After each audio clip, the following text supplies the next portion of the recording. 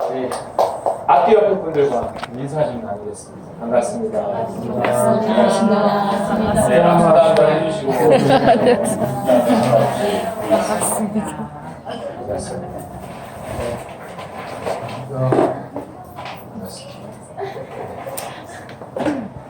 어깨도 한번 좀 펴주시고. 네. 자, 네, 반갑습니다. 오늘 제목은 받아들임이라는 제목으로 좀 말씀을 나눠보겠습니다.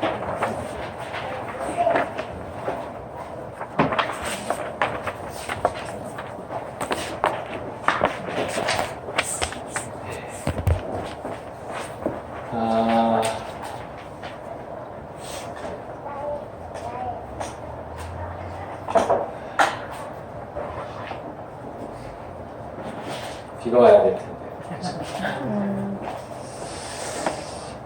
보통 이렇게 교회는 남자들이 많은가요? 여자들이 많을까요? 여자들이 교회 많아요. 또 같은 교인 중에도 남자가 더 교회에서 더 열심히 할까요? 여자가 더 교회에서 열심히 할까요? 보통 여자들이 교회에서 열심히 해요. 남편은 교회도 아예 안 나오는데 부인은 교회에서 아주 열심히 하는 분들도 많아요. 간혹 물론 남편만 교회를 나오시는 분도 있나? 거의 막 기억이 있을까 말까 할 만큼 부인은 안 나오고 남편만 나오는 경우는 거의 없더라고요.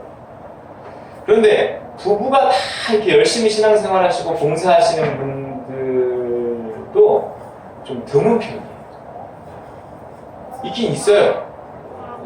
그런 분들이 있는데 이렇게 둘 다 보통은 다녀도 부부가 다니시는 분들은 많아요. 다녀도 보통 남자들은 아내가 열심히 하는 것을 묵과하는 정도에서 자신의 신앙을 증명할 뿐입니다. 아유 잔소리 안 하는 것만 해도 뭐 하는 거야 뭐 이러는 거죠. 네. 실제로 맞기도 해요. 혼자 밥 차려 먹으면서도 교회 갔다 온 부인에게 잔소리 안 하는 것만 해도 대단한 겁니다.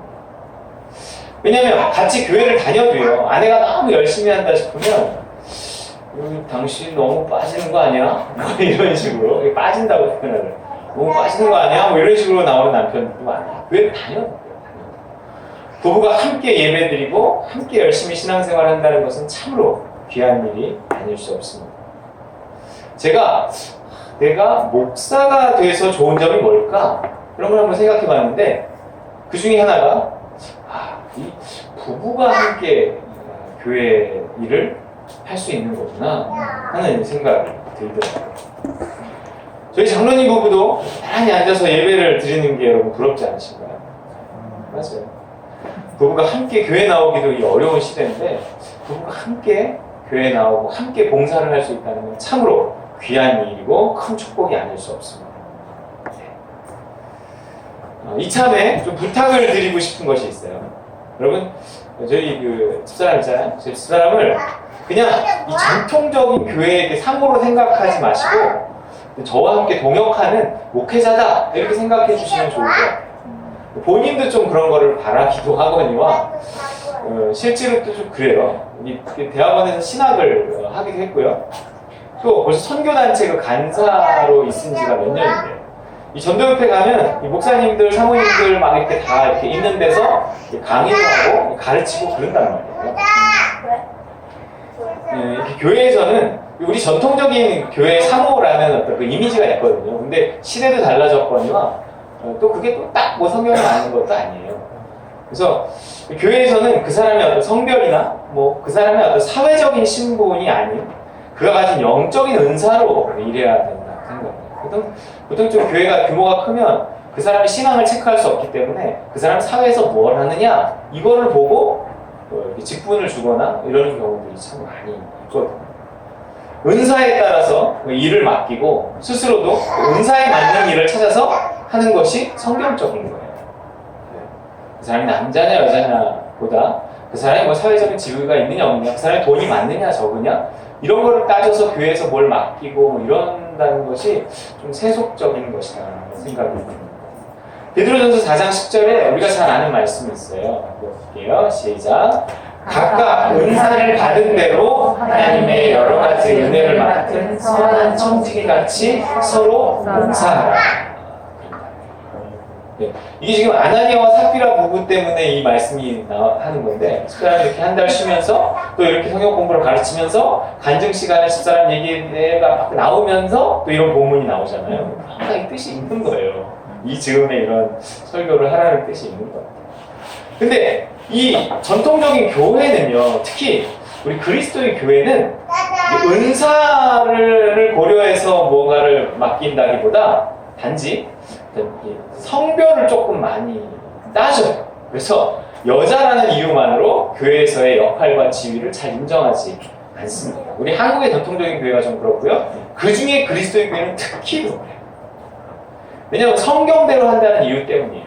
성경에 뭐라고 말하냐면 실제로 그런 말씀이 있어요. 또 읽어볼게요. 시작. 여자는 교회에서 잠잠하라. 그들에게는 말하는 것을 허락함이 없나니 율법에 있는 것 같이 오직 복종할 것이고. 오, 승질나지 않아요? 그런 말씀이 진짜로 있어요. 일단 이 말이 맞아요. 뭔가 이 말은 그냥 써놓은 말이 아니에요. 바울의 다른 글에도 역시 그런 비슷한 말이 또 있어요. 디모데전서 2장 11절에서 14절.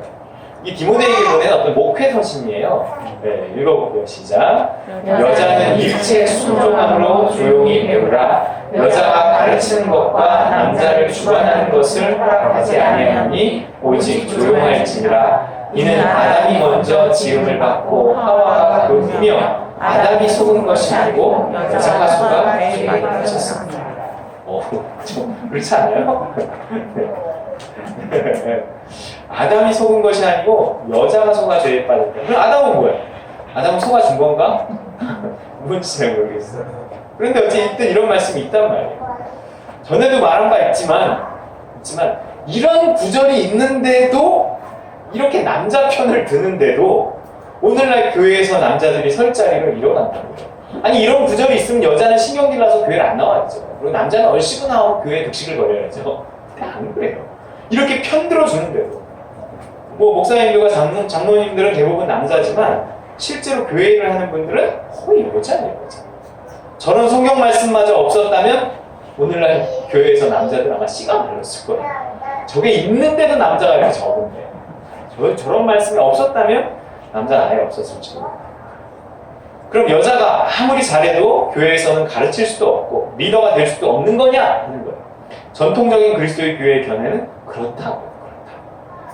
다른 여성들의 리더가 될 수는 있어도 남성들의 리더는 될 수 없다. 이렇게 말하고 여자는 직분을 줄 수 없고 오직 직분이 있는 남편과 함께 그 직분을 감당하는 것이다. 이런 식으로 이렇게 가르칩니다. 실제로. 저도 기본적으로는 이 생각에 공감해요. 하지만 이 말씀만 있는 게 아니에요. 우리는 뭘 간과했느냐면 요 다음 구절 있어요. 요 14절 다음 구절인 15절 말씀이 있는데 그 15절에 이런 말씀이 있어요. 약간 수수께끼 같은 말씀이에요. 한번 읽어볼까요? 시작. 그러나 여자들이 만일 정숙함으로써 믿음과 사랑과 거룩함에 거하면 그의 해산함으로 구원을 얻는다. 그랬어요. 그러나 앞의 내용에 반대되는 접속사 반대되는 거예요.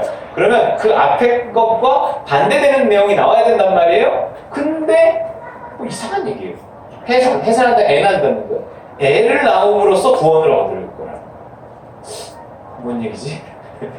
이게 뭔 얘기예요? 이게 물론 이제 애를 안 낳거나 그러면 천국에 못 간다거나 그런 얘기는 분명히 아닐 거란 말이에요. 그건 다른 성경의 의도예요. 전혀 그런 뜻은 아니에요. 그럼 애를 낳음으로 구원을 받는다. 이게 무슨 뜻일까요?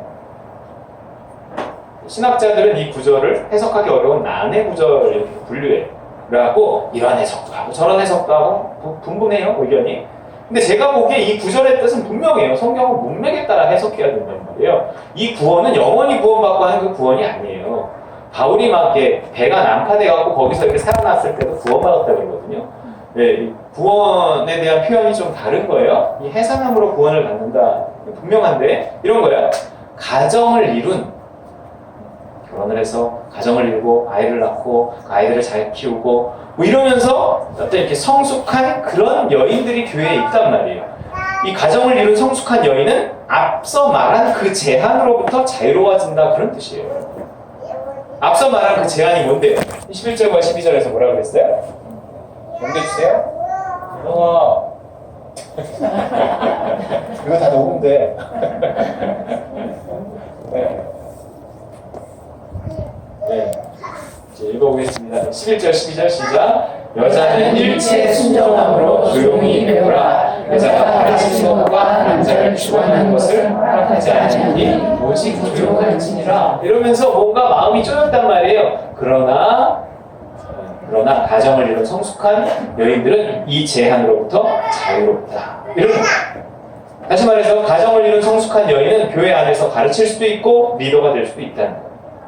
물론 남자는 뭐 성숙하지 않아도 리더가 될 수 있다는 말이냐? 뭐 그런 건 아니지만 여자에게 있어서는 뭔가 약간 제한을 두면서 허용하는 느낌을 주고 있어요.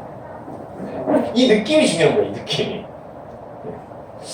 할 수만 있다면 가정을 이룬 성숙한 남자들이 리더가 되고 가르치면 좋겠어.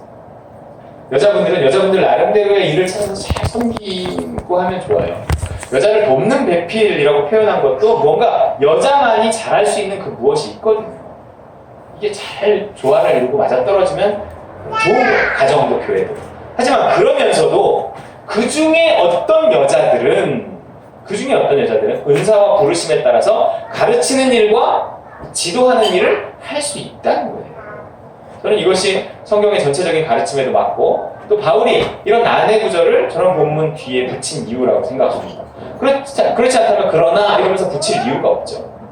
그래서 예수님도 남자고 그의 12 제자들도 다 남자지만 실제로 하나님은요 성경 곳곳에 여성 리더들을 배치해 놓으셨어요.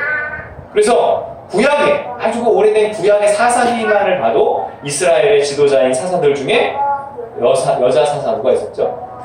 드보라가 있었단 말이에요. 또 그 옛날인데 또 오늘 이 바울과 만난 브리스길라와 같은 여인이 있었던 겁니다. 이 브리스길라는요 로마인이었고요 남편 아굴라는 유대인이었어요. 유대인. 그들이 처음 어떻게 그리스도인이 되었는지 모르지만 이 부부는 참으로 신실하게 그리스도와 교회를 섬기던 이들이었어요. 유대인이 로마인 여자하고 결혼을 한다.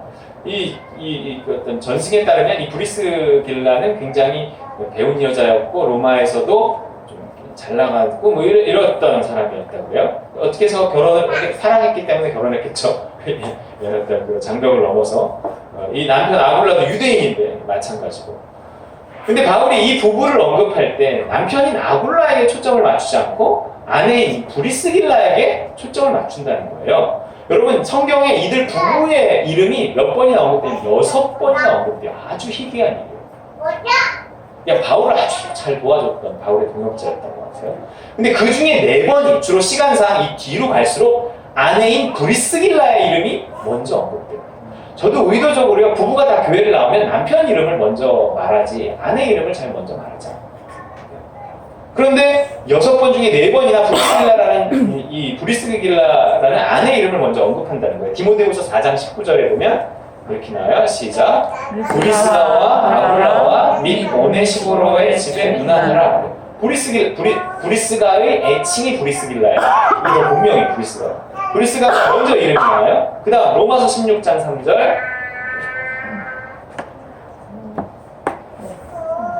예요. 조금만 정신을 하면 예성이 왜 들어간 거예요? 아 그래요? 읽어보겠습니다. 시작. 너희는 그리스도 예수 안에서 나의 동역자들인 브리스가와 아굴라에게 문안하라. 브리스가가 또 먼저 나온단 말이에요. 어느 가정에서 여자가 그 가정의 영적인 리더인 경우가 있어요. 하나님이 그걸 인정하신단 말이에요. 그 아내가 잘해야 돼요. 특히 로마서에서는 이들 부부를 그리스도 예수 안에서 나의 동역자들로 언급하며 특별한 애정을 표현합니다. 그때에도 그 아내인 브리스가가 이름이 먼저 나와요. 네. 무조건 남자니까 당연히 앞에 이름을 놓아야 한다 이런 법이 없어요. 신앙이 더 좋고 더 성숙하고 더 헌신적인 사람을 성별과 상관없이 대우하는 거예요. 이것이 하나님 나라 원리거든요. 남자네 하면서 뭐 에헴 하는 시대도 아니지만 지금이 이 한두 개 성경 구절 믿고 여자를 깔봤다가 하나님 나라에서 맨 뒷공문위에 설 거예요. 더 열심히 하는 사람을 더 앞에 세우실 거예요. 남녀와 상관없이 은사대로 열심히 하는 사람, 더 훈련받고 더 성숙한 사람이 결국 더 큰 상을 받는 거예요.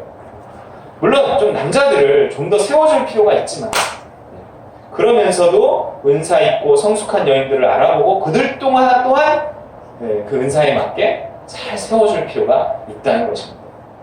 저도 처음에 잘 못 알아봤는데 보니까 우리 집사람이 조금 자질이 있어요. 그런 자질이 있어요. 네, 물론 이 부족한 걸로 말하면 다 부족해요. 저는 안 부족해요. 저는 더 부족해요. 우린 평생 부족해요. 그러니까 못하는 거 보지 마시고 잘하는 거 보고 세워야겠더라고요. 여러분 요즘에 인사청문회 보시나요? 이 잘하는 게 좀 확실하고 못하는 게 조금 봐줄만 하면 가족 좀 세워야 합니다. 물론 반대가 있어야 독재를 피할 수 있지만 너무 또 이게 반대를 위한 반대가 되면 곤란해요. 그러면 어떠십니까? 우리 집사람을 좀 이렇게 세워도 되겠습니까? 장로님 어떠신가요? 괜찮을까요? 예. 저는 무기하겠습니다. 아 무기인가요? 아니 성격적인 아니 그리스도에 대해서는 예 맞아요. 아니기 때문에 예. 저는 그렇다고 찬성 안 해도 무기는 합니다. 이게 참 이게 전통적인 이게 있기 때문에 어려운 거예요. 장로님은 그렇게 그리스도의 교회에서 해서부터 이렇게 잘하셨어요. 근데 묵인이란 말이 오히려 맞을 수도 있어요. 딱 찬성이라는 뜻인데 이게 예, 이게 성경에 그 뉘앙스가 조금 있거든요. 예, 성경에 남자와 여자를 어떤 역할에 있어서 역할이 다른 거예요. 지위가 다르다기보다 역할에 있어서 분명히 구분이 있어요. 그래서 주로 리더하고 앞에 서고 하는 것이 남자의 역할에 맞다라는 것이 성경의 기본적인 생각이지만 그러나 그 중에서 어떤 은사와 어떤 이렇게 이 하나님의 부르심에 있는 사람은 또한 세움받을 수 있다는 지금의 현상이잖아요. 지금 목회자들 중에 여자 목사님이 있어요. 그렇다고 여자 목사님이 훨씬 더 많거나 그러지는 않아요. 그랬을 때 그 여자 목회자를 꼭 안 인정하기보다 또한 그것이 성경의 어떤 또 다른 이렇게 생각, 성경의 또 다른 어떤 생각이다라고 해서 좀 인정해 줄 필요가 있다는 거죠. 그렇다고 너무 뭐 이렇게 여자 위주로 교회가 돌아가거나 여성을 리더로 세우는 것을 너무 당연히 하고 그거를 뭐 이렇게 너무 권장하거나 뭐 이런 거보다는 어떤 성경에 이렇게 이 행간을 읽어가면서 어떤 이러한 현상들을 우리가 인정하고 할 필요 있다, 받아들일 필요가 있다는 거죠. 제목이 받아들인다. 결국 하늘나라 생명책에 김희석과 이숙희 부부로 기록될지 이숙희와 김희석 부부로 기록될지 몰라도 함께 열심히 우리 딸과 누리교회를 좀 섬겨보고자 합니다. 뭐 지금처럼 한다는 거예요. 네, 지금처럼 한다는데 인정해 주시고 하면 좋겠다 하는 거예요. 이방인이요 성령 받고 구원 받으니까 예루살렘 교회는 회의를 통해서 그거를 받아들여요. 인정하고 받아들여요. 브리스가라는 걸출한 여인이 나오니까 그녀를 그의 남편보다 바울이 저런 말을 했음에도 불구하고 받아들입니다. 또 후에도 나오지만 바울이요 또 돈이 떨어지니까 당연하다는 듯이 어떤 이렇게 생업에 종사해요. 어떤 고정관념에도 매이지 않고 현실 속에서 하나님의 뜻을 찾는 거죠. 현실을 인정하는 거예요. 현실. 네. 여러분 이 프랑스 얘기하시죠. 마크롱이라는 유능한 정치인이 나타나자 프랑스는 40도 안 됐어요. 30 몇 살이에요. 그런 사람을 무슨 북한도 아니고 자기 손으로 뽑아갖고 대통령을 만든다. 뭔가 그런 게 선진국형이에요. 어떤 고정관념에도 나이라는 고정관념에 매이지 않는 거죠. 그렇게 바울은요 고정관념을 버리고 여자였지만 브리스길라를 그 남편 아굴라보다 앞세웠어요. 그러니까 이런 식의 유연함이 오늘 본문에 나타납니다. 이게 복음이거든요. 자, 바울이요 해도 안 되는 아테네를 떠나서 홀로 고린도에 이르러 브리스길라와 아굴라 부부를 만나요. 브리스길라와 아굴라도 성경에 굉장히 박식한 사람들이었어요. 아볼로라는 유대인 변증가를 이들이 오히려 가르쳐요. 아볼로 교회 지도자급인데 이 부부가 우리 가르쳐요. 목회자를 데려다 가르치는 것 똑같은 거예요. 이게 사도행전 18장 24절에서 26절인데요. 시작. 알렉산드리아에서 난 아볼로라는 유대인이 에베소에 이르니 이 사람은 언변이 좋고 성경에 능통한 자라. 그가 일찍이 주의 도를 배워 열심으로 예수에 관한 것을 자세히 말하며 가르치나 요한의 세례만 알다니라. 그가 회당에서 담대히 말하기 시작하거늘 브리스길라와 아굴라가 듣고 데려다가 하나님의 도를 더 정확하게 풀어 이르더라. 이 설교 말씀을 듣고 예배가 끝난 다음에 목사님을 불러갖고 목사님 설교 중에 이 부분이 좀 틀렸어요. 아, 이럴 수 있는 거예요. 요거 기분 나빠하면 안 되는데 이게 참 어렵긴 어려워. 네. 우리 권현희 선생님이 가끔 이렇게 글에 제가 글을 올리면 그 글에서 뭐 이렇게 오탄한 거나 아니면 내용적으로 틀린 거나 이런 거를 지적해 주셔요. 그런 선생님이니까 당연히 괜찮지만 그렇지 않은 분들도 그런 것들을 지적해 주시면 좋을 것 같아요. 왜냐하면 그렇게 해야 내가 다음에 또 안 틀리죠. 엘리야, 엘리사, 나 맨날 이거 헷갈려요. 그러면 우리 또 그 집사님이 또 지적해 주시기도 하고. 그게 되게 이렇게 필요하고, 그 역할을 했다는 거예요. 그만큼 성숙한 사람들이었어요. 자, 이런 부부를 만났단 말이에요. 바울이. 그러면 이제 뭘 해야 돼요? 더 열심히 전도해야 되잖아요. 근데 이들을 만나서 뭐 하는지 아세요? 야, 브리스길라 아굴라를 만나서 바울이 잘 만났어, 대단해. 그러면서 뭐 하는지 아세요? 돈 벌어요. 왜냐면 이 생업이 가깝다. 동업해요. 보세요. 2절, 3절이에요. 시작. 아굴라라는 본도에서 난 유대인 한 사람을 만나니 글라우디오가 모든 유대인을 명하여 로마에서 떠나라 하는 거로 그가 그 안에 브리스길라와 함께 이달리아로부터 새로 온지라 바울이 그들에게 감해 생업이 같음으로 함께 살며 일을 하니 그 생업은 천막을 만드는 것이다. 뭐야 이거? 아니 그렇게 대단한 부부를 만났으면 같이 사역을 해야 되잖아요. 사역. 근데 근데 돈 벌어요. 헐. 아니 굶어 죽더라도 복음만 전해야 하는 거 아니에요? 아니, 왜 그렇게 주의 일을 잘할 수 있는 사람들이 서로 만나갖고 세속적인 일을 해요? 복음은 오직 안식일에만 전했다. 주중에는 일하고 안식일 하루만 뭔가 이렇게 복음을 전했어요. 4절에 보세요.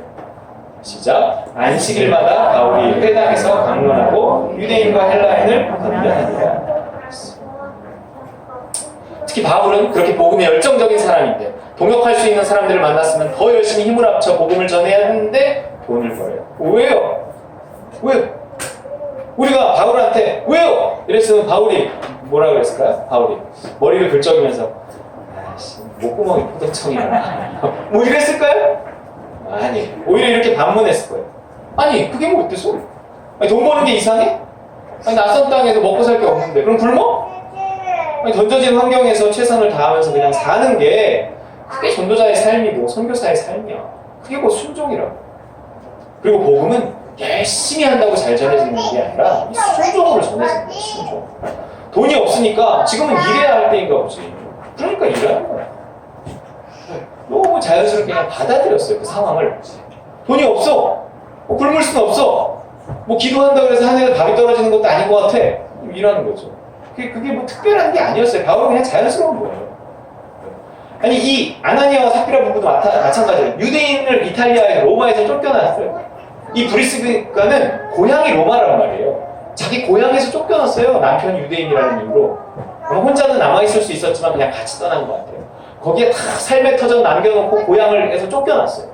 그럼 낙심하고 우울증 걸리고 이래야 되는데 아니에요. 그냥 또 새로운 땅에 와갖고요. 거기서 자기들이 원래 했던 일들을 다시 하면서 또 거기서 다시 일어나요. 그냥 받아들여요. 바울도 마찬가지예요. 돈 떨어졌어? 아 그래?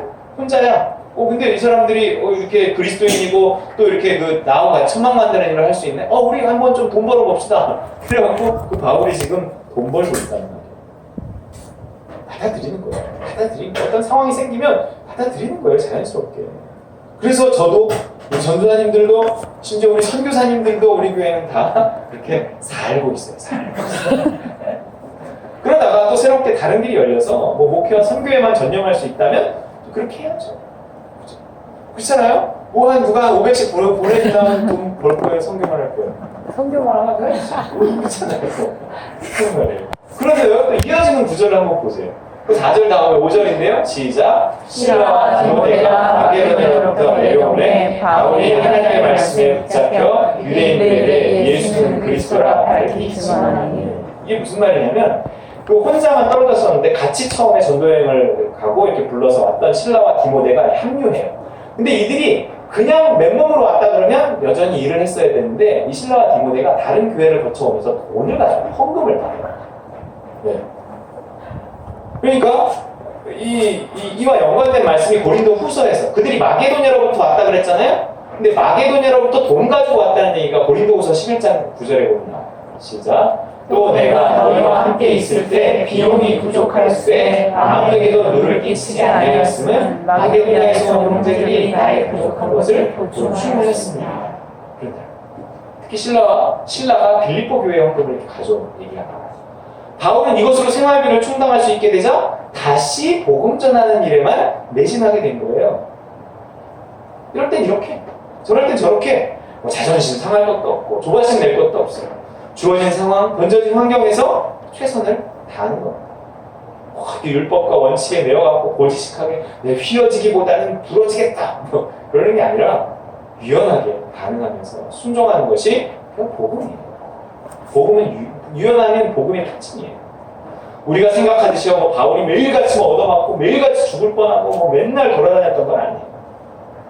이 성경의 이 사복음서의 내용도 예수님의 3년이라는 짧지 않은 기간 동안 있었던 일을 주로 기록한 거고, 바울은요 이 사도행전과 서신서에 기록한 게 수십 년 동안에 일어났던 일 중에서 중요한 에피소드들을 이렇게 기록해 놓은 거예요. 특별한 일이나 막 고난을 받았던 날보다 그냥 평범하게 지낸 날이 훨씬 더 많았다고. 중요한 건 열정을 갖고 갓돼 조바심 내지 않고 그냥 사는 거예요. 하루하루 그냥 사는 거예요. 저도 최근에 운동을 좀 시작하면서 컨디션이 좀 좋아졌어요. 그러니까 또 약간 이게 조바심이 올라오더라고요. 아, 내가 이러고 있어도 되나? 아, 뭐 좀 더 많이 뭐 좀 열심히 더 해야 되는 거 아닌가? 그런데 요 직전에 무슨 말씀을 주셨어요? 지난주인가요? 뭐라 했어요? 몇 가지만 하든지 한 가지만이라도 족하니라 뭐 이런 말씀이 있었잖아요. 그래서 내가 지금 상황에서 할 수 없는 일을 생각하고 괜히 죄책감 갖지 말고 할 수 있는 일에 대해서 지혜를 가져보자. 이러면서 지금의 환경과 어떤 지금의 컨디션에서 할 수 있는 일들을 찾고 있어요. 일단은 이렇게 생각해봤어요. 생각해보니까 일단은 이거예요. 1번 아들들이 있습니다. 좀 맡겨놓고 운동을 좀 열심히 좀 해보자. 그래서 요즘에 오전에 운동을 하고 있어요. 이 건강이 사역의 건강이더라고요. 건강과 사역이 다르지 않더라고요. 예, 건강해야 뭐라도 하겠더라고요. 교회를 위해 난 운동하는 거예요. 정말. 이게 주객이 좀 전도되기도 해요. 막 이렇게 뭐 운동에 너무 빠지거나 뭐 그런 분들도 좀 있긴 해요. 목사님들 중에는. 예, 근데 그렇지 않다 그러면 되게 운동 꼭 필요하고. 두 번째, 신방을 다니기 어려우니까 좀 전화라도 좀 하자. 이런 생각이 들더라고요. 그래서 내가 전화하는 걸 조금 꺼려하는 그런 게 좀 심리적인 뭐가 있어요. 그런데 내가 이걸 좀 전화를 좀 하자. 이런 생각이 좀 들었어. 그리고 그 사이버 공간이라는 게 있잖아요. 요즘에 뭐 길거리에서 피켓 들고 전도한다고 전도가 되기도 좀 어렵고 주로 다들 스마트폰 보고 있으니까 그래서 옹달샘 큐티도 하는 거잖아요. 그것과 더불어서 뭔가 근데 옹달샘 큐티 글이 있어서 그런지 잘 안 읽혀지는 게 좀 사실이에요. 요즘의 컨셉은 짧아요. 그리고 그림과 사진이 꼭 들어가요. 아니면 영상이던가. 그래서 그런 컨셉으로 뭔가 좀 새로운 걸 시도해봐야 되겠다 이런 생각으로 요즘에 좀 연구하고 준비하고 좀 있는 게 있어요. 또 가끔씩 서점에 나가서 책을 보면서 현실 감각을 좀 가져야 되겠다. 이렇게 제4차 산업혁명이라는 게 교보문고에 가서 이만큼 쌓여있어요. 책들이. 종류도 엄청 많아요. 네. 그래서 요즘에 추세예요. 이게 변화하는 사회를 알아야 되는데 서점에 가면 그런 게 좀 느껴지더라고요. 그래서 왜냐하면 이런 게 없으면 잘못하면 이렇게 공허한 설교를 할 수 있어요. 그냥 성경에만 매여서. 현실과 동떨어진 설교를 할 수 있기 때문에 이런 감각을 좀 익히려고 일주일에 한 번씩. 그래서 지난주 이번 주 한 번씩 이렇게 이제 교보문고에 나갔어요. 여러분 지금 여러분의 상황은 어떠신가요? 여러분의 상황은 어떠신가요? 지금 할 수 있는 것을 좀 찾으시고 뭔가 이렇게 할 수 없는 큰 일에 대해서 부담만 가지고 죄책감 갖지 마시고 던져진 환경에서 최선을 다하면 될 것 같아요. 없는 거 어떻게 해요? 없는 거. 괜히 뭐 돈만 있으면 할 수 있는 좋은 일 생각하면서 미안한 마음 가져봐야 주눅만 들더라고요. 주눅. 그럴 필요 없어요. 이게 현실인 걸 뭐 기도해도 안 바뀌는 거. 물론 포기하지 말고 또 될 때까지 기도하는 것도 필요하지만 일단 중요한 건 현실을 받아들이고 오늘을 사는 거예요. 오늘을 사는 거예요. 내가 돈만 있으면 달려봐야 소용없어요. 내가 돈만 있으면 잘할 텐데 내가 시간만 있으면 잘할 텐데 알아요. 제가 보기에도 그 사람 돈 있고 시간 있으면 잘할 것 같아요. 근데 지금 없잖아요. 어떡하겠어요? 없는 대로 또 해봐야 돼요. 할 수 있는 만큼만 하자고요. 그러다 보면 뜰날 오고 그러다 보면 또 뭐 바뀔 때가 오겠죠. 하지만 혹 그런 날이 많아도 후회되지 않을 만큼 오늘은 어떻게든지 잘 살아야 된다. 뭐 신랑이 교회를 안 나와 하는 데까지 해봐. 그런데도 안 돼. 뭐 그럼 기다려야지. 저 인간 가망이 없어. 그리고 포기하고 막대할 수는 없잖아요. 혹시 나 때문에 교회는 안 나갈지언정 너 때문에 교회는 안 나간다는 얘기를 듣지 않도록 이렇게 좀 조심해야 된다. 그러다 보면 어느 날 또 기회가 오지 않겠습니까? 저희 아버지 60 훨씬 넘어서 교회 가셨어요. 우리 애가 공부를 못해. 시키는 데까지 시켜봤어. 기도하는 데까지 해봤어. 그런데도 안 돼. 그러면 다른 길을 찾아야죠. 뭔가 또 찾다 보면 길이 있지 않겠습니까? 뭐 공부 못한다고 네 인생 네가 알아서. 그리고 포기할 수는 없잖아요. 그냥 사는 거예요. 그냥 사는 거예요. 그리고 어떤 상황이 생기면 이게 다 뭐 또 운명이고 하나님의 뜻인가 보다. 그리고 그걸 받아들이고 포기하지 말고 사는 거예요. 하루하루. 기도를 포기하지 말고. 던져진 환경에서 최선을 다하면 그냥 사는 겁니다. 마음과 생각을 잘 지키고 함부로 하나님 원망하지 말고 쉽게 포기하지 말고 생각 같지 않아도 계획대로 안 돼도 생각지 못한 일이 갑자기 와도 그냥 사는 거예요. 그렇게 살다 보면 사라지더라고요. 공부 못하면 길이 없을 것 같아도요. 살다 보면 다 사라지고 돈 없으면 뭐 큰일 날 것 같아도 하나님은 우리를 그런 지경까지 또 놔두진 않으시고 또 아파서 죽겠어도 또 발버둥치는 가운데 하나님 피할 길을 발견하고 정말 뭐 누가 죽어서 그야말로 그래서 다 끝난 것 같아도요. 주여 하면서 살다 보면 결국 살게 되는 게 우리의 인생이다. 그래서 이런 말씀도 있잖아요. 고린도전서 10장 13절 시작. 사람이 감당할 시험 밖에는 너희가 당할 것이 없나니 오직 하나님은 믿으사 너희가 감당하지 못할 시험을 당함을 허락하지 않으시고 시험 당할 즈음에 또한 피할 길을 내사 너희로 능히 감당하게 하시느니라. 바울의 삶의 모습을 보면 그래요. 누가 핍박하면 그래? 그리고 오늘 본문에도 이렇게 딴 데로 가요. 또 뭐 감옥에 갇히면 그래? 그럼 감옥에서 할 수 있는 일을 찾아요. 요만한 감옥에서 뭐 제대로 펜도 없었을 때 거기서 또 편지를 써요. 그러면서 그게 오늘날 남아있는 거예요. 서신서들이 이게 옥중서신이라는 것도 뭐 이런단 말이에요. 이럴 때 이렇게 저럴 때 저렇게 하면서 뭔가 복음 전파라는 큰 틀을 놓지 않으면서도 굉장히 이게 유연하게 살아가는 바울의 모습을 보여주고 있는 거예요. 여러분 우리는 던져진 환경에서 최선을 다하면 그냥 하루하루를 살기만 하면 됩니다.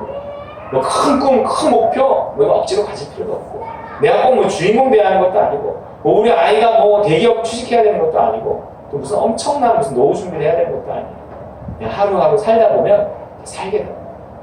신앙 가지고 좀 믿음에 신경 쓰면서 일상을 그냥 살아갈 때 하나님은 하나님의 스케줄을 따라 나도 또 우리의 가정도 우리의 교회도 우리의 직장도 하나님이 이렇게 이끌어 가실 것입니다.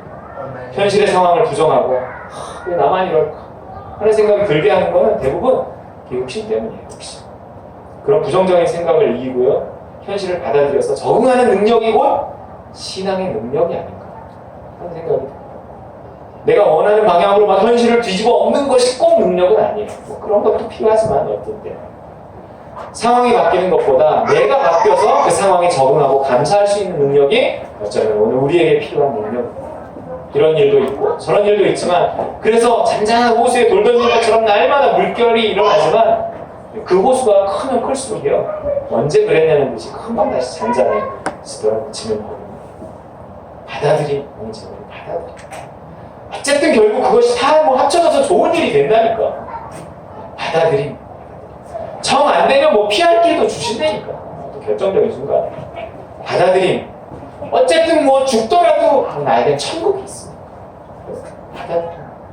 그렇게 받아들이고 또 뭐 그렇게 받아들이기 어려워하는 내 자신과 또 씨름하고 뭔가 그러면서 이렇게 물 흐르듯 이렇게 살아가는 그래서 결국은 행복에 이르고 결국 더 큰 구원과 천국에 이르시는 우리 하나님의 친구들 되시기를 주님의 이름으로 축원드립니다.